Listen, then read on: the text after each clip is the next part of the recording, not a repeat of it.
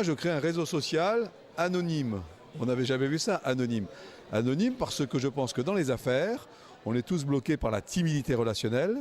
Et la timidité relationnelle, c'est celle qui vous empêche de poser une question, de demander un service, ou de dire non à une demande de service alors que vous n'avez pas vraiment envie, ou encore pire, qui vous donne honte de négocier un service qu'on vous demande alors que vous savez que ça va faire gagner de l'argent aux personnes qui vous demandent ce service. Au final, c'est un peu un mythique du business, quoi. C'est complètement un mythique du business. Ben, les hommes d'affaires, c'est pareil. Grâce à ce club, ils se rencontrent de façon anonyme, ils discutent de ce qu'ils peuvent faire l'un pour l'autre, et quand ça fonctionne, ils lèvent l'anonymat. Sinon, ils raccrochent et personne n'est vexé. Et pendant la période d'anonymat, c'est extraordinaire parce qu'on peut poser toutes les questions, négocier le coût de l'intervention ou pas, et se mettre d'accord. Mais ce qui est important, c'est la vitesse à laquelle ça peut aller. Fini les je te fais un déjeuner, je te fais un dîner, je te fais un cocktail pour te connaître. On va directement à l'essentiel.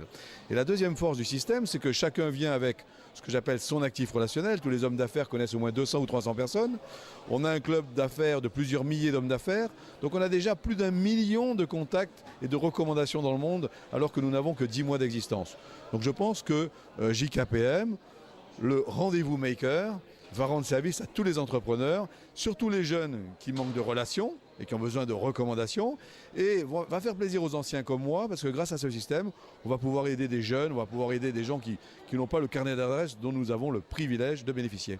Vous nous parlez déjà d'international, puisque JKPM est déjà présent dans plusieurs pays. 83 pays. Et je pense que JKPM, ce réseau social d'affaires, ce rendez-vous d'affaires qu'on peut avoir partout dans le monde, va participer à l'effort, puisqu'aujourd'hui, si vous êtes par exemple producteur de vin, vous pouvez demander qui connaît monsieur Raoul Gomez, importateur de vin en Argentine. Ben forcément, quelqu'un le connaît sur le réseau JKPM. Forcément, on va rentrer en contact avec vous. Forcément, on va vous interroger sur votre vin. Forcément, on va vous demander une commission que vous serez bien content de donner et va vous présenter à monsieur Gomez et vous aurez vendu votre conteneur de vin. D'une certaine manière, c'est virtualiser la force commerciale.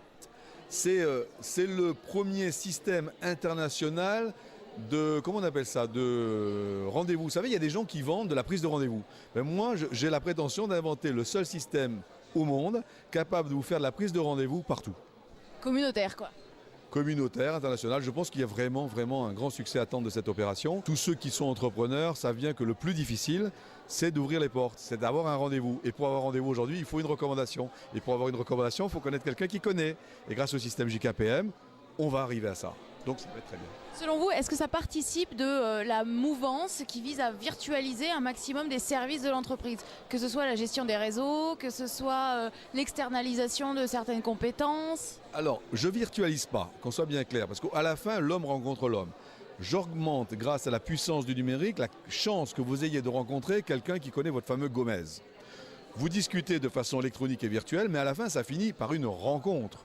C'est évident que vous allez à un moment rencontrer celui qui vous a aidé, ne serait-ce que pour le payer, si vous lui devez une commission, et lui préalablement, ne serait-ce que pour vous faire signer un contrat, un vrai contrat écrit, pour que vous lui garantissiez que vous allez payer sa commission. On est quand même dans un monde des affaires. Donc en fin de compte, j'augmente la rencontre, et ensuite, les gens se voient. Mais chez Mythique, c'est pareil.